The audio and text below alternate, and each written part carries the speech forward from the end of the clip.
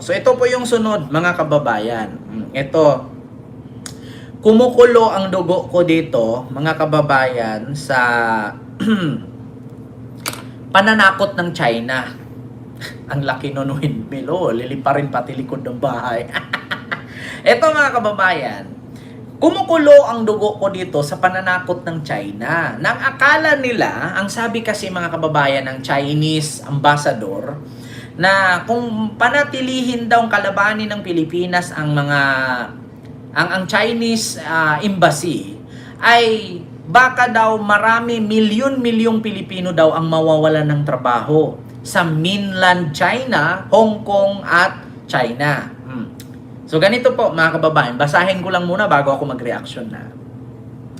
Ito po ang kumakalat ngayon mga kababayan na sabi mismo ng spokesperson ng Chinese Embassy sa Pilipinas. Ito po, mga kababayan. Ma'am Chloe Nigel, maraming salamat po sa iyong super chat. Thank you so much po.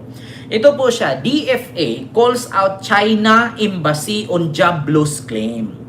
Ikinabahala ng Department of Foreign Affairs or DFA ang pahayag ng Chinese Embassy sa Pilipinas na posibleng mawala ng trabaho ang milyon-milyong Pilipino dahil sa patuloy na tensyon sa diplomatic relation ng dalawang bansa. This framing risk being perceived as coercive and undermines constructive bilateral dialogue ayon sa kagawaran. Hinikayat ng DFA ang embahada na maging responsable sa tono nito sa pagbibigay mensahe. Yon po ang sabi ng Chinese Embassy, mga kababayan. So ang reaction ko dito, ganito yan. Huwag po kayong matakot kung magtanggal man ang China ng mga Filipino workers. Ganito yan. Kung ang China tatanggalin lahat ng Filipino workers sa lugar nila, anong mangyayari sa bansa nila? Do you think kung ang mga Pilipino paalisin nila sa China, pauwiin sa Pilipinas, mga kababayan, hindi po tayo ang mawalan, sila. Bakit? Kasi ang mga Pilipino, kung paalisin ka man sa China, pwede kang mag-apply sa ibang bansa. Pwede kang mag-apply sa ibang bansa. Pero ang China, mahirapan po silang kumuha ng worker sa karatig nilang bansa. Sige nga, tanungin ko kayo mga kababayan. Ano-anong mga bansa na kadalasang nagtatrabaho sa China? Indonesia, Philippines. Yan lang, Indonesian, Philippines lang. Filipino-Indonesian lang ang nag-work. Kung paalisin nila ang mga Pilipino, babagsak ang kanilang ekonomiya. Bakit? Ganito po according sa aking nakalap na information, mga kababayan, ganito po yan. Huwag po kayong matakot, hindi gagawin ng China yan. Bakit? Ang laki ng lugi nila. Una, ito po, unemployment, China versus Philippines. Ganito yan. Ang Philippines, meron tayong 120 something million Filipinos. Ang unemployed sa atin is 2.4 million. 2.4 million unemployed. Sa China, meron silang 1.4 billion na population. Ang unemployed sa kanila is 53 million. Ngayon, kadalasan sa mga Chinese national nasa Pilipinas na umabot ng 119,000 dito nagtatrabaho sa ating bansa. At dito rin nagninegosyo. Yung mga registered yan. Paano yung mga undocumented na lumipad dito sa ating bansa? Mga kababayan, kung ganyan ang panakot ng China sa atin, sige, ituloy ninyo. Tignan natin kung hindi kayo babagsak. Saan kayo kukuha ng worker? Sa Amerika? Putang ina, walang Amerikanong nagtatrabaho sa China. Pangalawa, hindi mo pwedeng takutin ang Pilipinas. Bakit? Bakit? Ang chairman ng Asia or Asian ngayon, Asian chairman, si PBBM. Pwedeng i-declare ni PBBM yan na ikat ang tie ng Asian nation sa China, ubos lahat ang negosyo nila. Subukan nating wag tumanggap ng produkto sa China. Tignan natin. Subukan nating wag kumuha ng produkto at subukan nila na si PBBM mag-announce. Hindi nyo ba alam si PBBM ang chairman ngayon ng ASEAN? Pag i-announce ni PBBM yan na ikat ang tie ng China sa ASEAN, ubos silang lahat. Hindi nyo ba alam na ang ASEAN galit sa China? Lahat ng karating bansa ng China galit sa kanila. Mga kababayan, ang India galit sa China. Taiwan, Vietnam, halos lahat ng nakapaligid na yun, Japan, Korea, lahat galit sa China. Kapag lahat yan, hindi tatanggapin yung produkto nila. Kung naalala ninyo noon, mga kababayan, yung mga peking produkto nila na mga luxury bags. Diba? Yung mga peke nilang luxury bags na pinagbibenta nila ng mura kasi wala nang kumuha. Simula nung tinanggal ni Donald Trump, yung tinaasan ng tarepa, hindi yan magagawa ng China. Sige, tanggalin ninyo ang mga Pilipinong nagtatrabaho sa China. Tignan natin kung hindi mapipilayan yung ekonomiya ninyo. Sa Pilipinas, kapag tinanggal nyo ang mga Pilipino OFW sa China, lahat, Hong Kong, Macau, China, tanggalin ninyo lahat ng Pilipino. Pag nauwi sa Pilipinas yan, pwedeng mag-apply sa ibang bansa yan. Bukod sa China, maraming bansa na pwede nilang pag-applyan. Pero ang China, saan sila kukuha ng worker? Diba? Huwag niyong ipanakot yung tatanggalin ninyo ang mga Pilipinong OFW sa bansa ninyo. Kayo ang mapipilayan. Tandaan nyo yan. Hindi Pilipino ang mapipilayan kasi ang Pilipino kahit sa ang bansa pwedeng mag-applyan. Pwedeng magtrabaho ang Pilipino. Pero ang mga Chinese, mahihirapan kang kumuha ng Chinese worker kasi mga tamad at dugyot. Yan ang totoo. Alam nyo ba sa Hong Kong, ilang beses akong pumunta, ang sabi sa akin ng mga foreigner doon, yung mga tourist, huwag kang kumain na ang chopstick ay hindi binabad sa init. Kasi mga tamad ang Chinese maghugas. Manghingi ka lagi ng init tubig, ibabad mo ang chopstick, pati ang plato punasan mo ng ayos. Kasi hindi nila hinuhugasan ng ayos, mga tamad sila. 'Di ba? Mga dugyot. Kaya tignan ninyo, 53 million na unemployed, mga walang trabaho sa China. Kaya nga nag-i-illegal migrant kayo eh. Walang mawawala sa mga Pilipino. Maraming tumanggap na Filipino workers or OFW kasi ang mga Pilipino masipag. Ang China, kapag gagawin nyo yan at subukan ninyong gawin, i-cancel yung mga produkto ninyo dito sa Pilipinas, kayo yung mapipilayan. Tandaan nyo yan.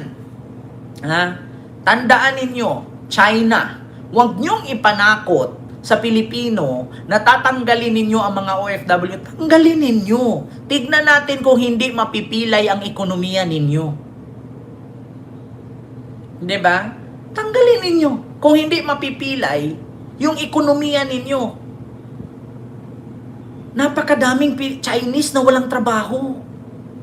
Kaya, tignan ninyo, kung ang mga Chinese hindi dugyot, di sana yung kapwa nila Chinese ang ginawa nilang katulong. Bakit sila kumukuha ng Pilipino? Di ba? Bakit Pilipino ang kinuha nilang katulong? Hindi kapwa nila Chinese. Kasi bakit? Dugyot. Yan ang totoo. Hindi ko naman nila lahat. Di ba? Pero kadalasan dugyot. Di ba?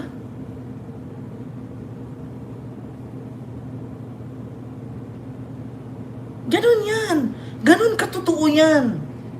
Akala ninyo matatakot ang Pilipinas kapag tinanggal nyo ang mga Pilipino? Tanggalin ninyo pero sahuran nyo. Bago nyo paalisin. Pag nagkasahod yan, mag-apply sa ibang bansa yan, tinatanggap yan kasi may mga experience na. Kayo, pag tinanggal nyo ang milyon-milyong Pilipinong OFW, tignan natin kung hindi mapipilayan yung ekonomiya ninyo. Tignan natin kung hindi babagsak ang bansa ninyo. Diba? Sige nga. Subukan ninyong tanggalin. Diba? Alam nyo ba kung ilang Pilipino ang nagtrabaho sa China? Hong Kong, Macau at China? Kulang-kulang 4 million. At kadalasan po ng mga nakatira sa Hong Kong, hindi po sila Chinese. Yung iba may mga lahi. Kaya malabo po kung mapapatupad ng China yan sa Hong Kong kasi ang Hong Kong galit din sa China. Lalo na sa Macau, hindi po lahat ng mga nakatira dyan ay susunod sa patakaran ng China. Kasi kadalasan po dyan mga foreigner din. Oo, na nakatira lang sa bansa na yan. Sa tingin ninyo, kung hindi kukuha ng produkto ang Pilipinas sa China, hindi kayo mapipilayan? Isang bansa lang, kakancel ang produkto ninyo, patay kayo. At take note, si Marcos ang chairman ng ASEAN. Pag si Marcos nagsalita, tandaan nyo, lahat ng dumadaan sa ASEAN nation, may pirma si Marcos. Pag initan kayo ni Marcos sa ASEAN, good luck sa inyo. Diba? Tandaan nyo yan. Kaya nga yung mga Chinese ayaw makipag-asawa ng kapwa Chinese kasi dugyot. Gusto nila mag-asawa sila Indonesian or Pinoy. Kasi maaruga at malinis. Kasi kadalasan daw sa mga babaeng Chinese, hindi ko naman nila lahat, mga social climber. Diba? Ang hinahanap daw mayaman. CEO. May-ari ng mga malalaking kumpanya. Yan ang hinahanap nila para maging asawa. Kapag nakita nila na hindi maganda ang pamumuhay ng lalaki, hindi daw nila inaasawa. Tapos pag naasawa na sila ng lalaki, hindi naman sila nagtatrabaho kasi ang dudugyot. Diba? Good luck na lang. Chinese Embassy, good luck na lang. Ituloy nyo. Tanggalin ninyo ang mga Filipino worker dyan or OFW sa China. Tignan natin kung anong mangyari sa bansa ninyo kung hindi ba kayo mapipilayan. Saan kayo kukuha ng mga maninilbihan sa bansa ninyo? Sa Amerika? Sa Australia? Sa Japan? Sa Korea? Wala kayong mahahanap na singsipag at singlinis ng mga Pilipino. Diba? Wala kayong mahahanap na ganyan. Mangangamoy kayong lahat, uuurin yung mga plato ninyo. Mamamatay kayo. Kasi lahat kayo mga tamad. Di ba, Ma'am Sonia? Mega love shoutout po dyan. Yan ang katotohanan, mga kababayan. Tapos ngayon, tatakutin tayo. Pawiin ninyo lahat. Tignan natin kung kaninong ekonomiya ang babagsak. Sa Pilipinas, hindi babagsak ang ekonomiya. Bakit? Pag umuwi yan dito, mag-apply naman yan ng ibang bansa eh.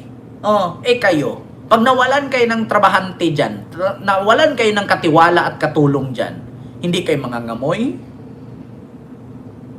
Mamamatay kayo at babagsak ekonomiya ninyo. Ang sakit pa ng China, tayo ng mga peking building, wala namang nag-i-invest. Biruin mo, merong isang syudad sa China, gumaya sila yung buong Europa, ginaya nila. Tapos walang nakatira, nagiging ghost village, naging ghost town. Kasi sobrang mahal. Napaka-expensive ng lugar. Diba? Marami yan dyan na ginagawa ng China, yung ginagaya nila, yung mga lugar. Alam nyo yung Europe? Ginaya nila kung ano yung Eiffel Tower. Punta ka ng Macau. Sa Macau, ganyan, ginagaya nila. Tingnan ninyo. Buti pa ang Macau, yumayaman sila dahil sa sugal. Kung wala ang sugal ng Macau, anong ikakayaman nila dyan? Diba? Totoo yan. Ang Macau, gumagaya sila ng mga peking building, ginagaya nila. Kung ano yung building sa Europe, ganun ang ginaya nila. Diba? Kung wala ang sugal sa Macau, walang kita ang Macau. Diba? Sa China, tignan ninyo, mapipilayan kayo. Isang bansa lang, aayaw na sa produkto ninyo, malaking kapilayan yan. Alam nyo ba, Pilipinas ang pinakamalaking umaangkat sa lugar ninyo, tapos gaganyanin ninyo? Sa OFW pa lang, pag pinaalis nyo yan sa bansa ninyo, mamumulubi kayo. Lahat magdudugyot, uudin kayo. Mangangamoy tae kayo. Diba? Ano kayo dyan? Mangangamoy kayo. babagsak ang ekonomiya ninyo. Alam nyo ba? Ha? Lumayas na nga ang Sony, di ba? Kent ang China at Chinese iisa lang. Baka marami kasi nabaliw sa Chinese drama. Sabi ni Ma'am Sally Rugay. Alam nyo, sa totoo lang, yung Chinese drama na ginawa nila, pinatanggal din ng China yan. Bakit? Hindi na kasi kumikita yung mga artista nila kasi mas kumikita yung mga short movie, yung mga Chinese drama. Yung mga CEO, si Meller, ako ito si Susan Lee, di ba? Matalino na estudyante, di ba? Tapos isang pinaampo na bata, tapos bumalik, anak pala siya ng mayaman. Di ba? Mga ganong movie nila. Ma'am, di mo ipihilo po. Alam nyo bang pinatanggal ng China yan kasi nasilip ng kanilang government na wala nang kinikita ang kanilang mga artista kasi doon na kumikita sa mga reels? Pinag-initan nila yan. Kasi ang gusto ng China, kontrolado nila lahat. Pati ba naman Pilipinas kukontrolin yung kakapal na mukha ninyo? Di ba? Ang Pilipinas ay Pilipinas, ang China ay China. Huwag kayong mag-control ng Pilipino. Ay, pati ba naman yung mga politiko sa Pilipinas, kukontrolin ninyo? Kakapal mo kayo, magsilayas kayo dito sa bansa namin. Magsilayas kayo nga ang dahilan kaya dumami yung shabu dito eh. Kayo yung nagdadala ng shabu dito sa aming bansa. Kayo din ang kadahilanan kaya lumugmok kami noong 2019 dahil sa COVID ng kadugyutan ninyo. Kino-COVID kami. Nadamay kami sa kadugyutan ninyo. Nagkakaroon kami ng COVID dito sa Pilipinas. Hindi nyo ba alam lahat ng peke dito? Peking bigas, peking pansit, peking sigarilyo, shabu, cocaine, ecstasy, nanggaling sa inyo. Pati yung sugal, nalulong ang mga Pilipino din sa scatter ng putang inang pogo na yan. Kayo yung nagpahirap sa aming bansa. Kayo yung lumayas dito, magsialis kayo dito sa aming bansa. Kakapal ng pagmumukha ninyo. Di ba? Kayo yung may dala ng droga. Kayo may dalan mga peking sigarilyo, peking pansit, peking bigas. Ultimo nga peking plato eh. Peking kutsara, peking upuan, peking cellphone. Nakita ninyo yung ni-read sa Pampanga, mga peking gadget? Galing China. Utang inang yan. Dahil kay Digong yan, ginawa niyang legal ang mga undocumented Chinese. Kaya mula ngayon mga kababayan, wag na po kayong bumili ng mga galing China na gamit. I-boycott natin yung mga produkto ng China. Ano bang mga gamit na nanggaling sa China? Yung SM. Di ba? Simula ngayon, kung gaganyan din pala kayo, tatakutin nyo ang mga Pilipino, hindi na kami hindi na namin tangkilikin yung mga gamit ninyo. Biruin mo, bibili kami ng gamit ninyo, halagang 5,000, tas 3 araw lang sira na. Diba? Ang dami-dami yung mga cellphone na Recon. Hindi na rin kami bibili ng mga peke ninyong gamit. Sa bagay, wala naman akong gamit ditong made in China.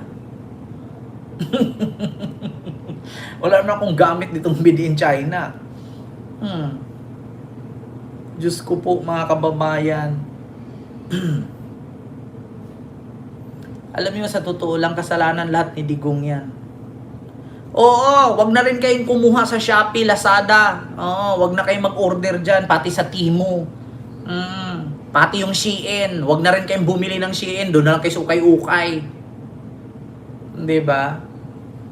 Diyos ko po. Huwag na kayong magtangkilik dyan. Huwag na kayong bumili ng produktong galing sa China. Diba? Ang bibili natin yung sariling atin. Diyos ko po. Mas maganda pa nga bumili doon sa Daiso. Japan factory galing eh. Daiso at saka yung Korean. Mas maganda pa nga eh. Diba? Diyos ko, kung ganyan lang din pala, pantakot nyo sa amin na tatanggalin ang mga OFW. Pues, sumula ngayon, hindi na kami bibili ng galing gamit sa inyo, galing sa inyo na produkto. Diba? Gagastos kami halagang 10,000, tapos 3 days lang, sira na. Pati TikTok, mag-uninstall na kayo ng TikTok, kasi galing China yan. Kunwari lang yan, Singapore based, Chinese may-ari niyan. Kaya nga sa Amerika, di ba, pinatanggal ni Trump yan. Di ba? Ganun lang. Ganun lang ang gagawin. Kaya nga kahapon sa Daiso kami bumili kahapon. Marami pang mga ano sa Daiso. Ang gaganda pa ng mga plato, kutsara, tinidor doon eh. 'Di ba? Oh, buti pa nga ang Japan surplus maganda. Mga matitibay pa. Oh, may mga bag pa nga ako nakita doon, mga Louis Vuitton eh. 'Di ba? Oh. Sa ngayon mga kababayan, mag-Japan surplus na lang tayo. Same price lang din sa China. Mas mahal pa nga yung mga Chinese product eh. Oh, i-boycott na natin yung mga Chinese product. Ako po yung nananawagan mga kababayan. Huwag na po kayong bumili ng mga Chinese product. Oh, tignan natin, ipatikim natin sa kanila yung pananakot nila sa atin. Ipatikim natin na hindi na rin tayo bibili diyan. Ay, Diyos ko. 'Di ba? So yun lang po mga kababayan.